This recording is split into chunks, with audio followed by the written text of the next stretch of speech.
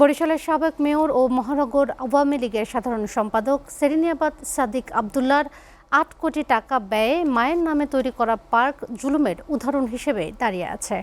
অপ্রয়োজনীয় প্রকল্পের নামে রাষ্ট্রীয় টাকা শুধু লুটপাটই হয়নি, সাধারণ পথচারীর কষ্টের কারণ হয়ে দাঁড়িয়ে আছে এটি। প্রশস্ত মহাসড়ক সংকুচিত হয়ে প্রায় ঘটছে নানা দুর্ঘটনা। বরিশাল থেকে মুজিব ফয়সালের প্রতিবেদন, ক্যামেরায় ছিলেন নারায়ণ সাহা।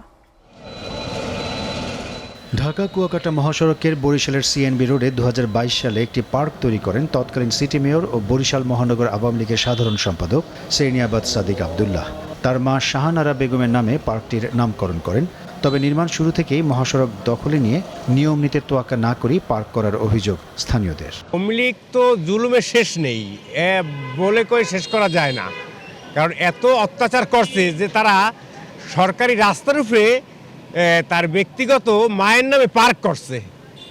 এইটা দৃষ্টান্ত যে কত বড় অত্যাচার তারা করছে আওয়ামী লীগের শাসন আমলে। এই যে রাস্তাটি দেখতেছেন, এইটা মেইন হাইওয়ে, এখানে অনেক দ্রুতগতিতে গাড়ি আসে। সেই গাড়ি এখানে বাচ্চারা থাকে, ওই গাড়ি যদি দুর্ঘটনা ঘটায় আপনার হাজার হাজার শত শত বাচ্চারা দুর্ঘটনার সম্মুখীন হবেন। সেই সাদিক আব্দুল্লাহ বরিশালে যত ভবন হয়েছে, বিল্ডিং হয়েছে, মালিকানা সম্পত্তিতে তাকে পার্সেন্টেজ দিয়ে ভবন করা লাগতো।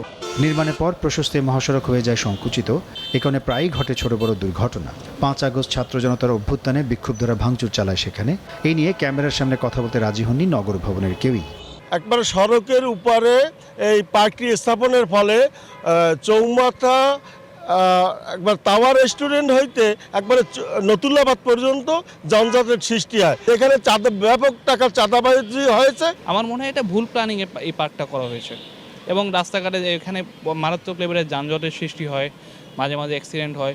সড়ক ও জনপদ বিভাগের জায়গায় দখল করে মহাসড়কের মাঝে থাকা পার্কের কারণেই সাধারণ মানুষের চলাচলে ভোগান্তি যেমন বাড়াচ্ছে, তেমনি সৃষ্টি হচ্ছে যানজট। তাই দ্রুত যেন মহাসড়ক থেকে পার্কটি অপসারণ করা হয়, সেই জোর দাবি জানিয়েছেন বরিশালবাসী।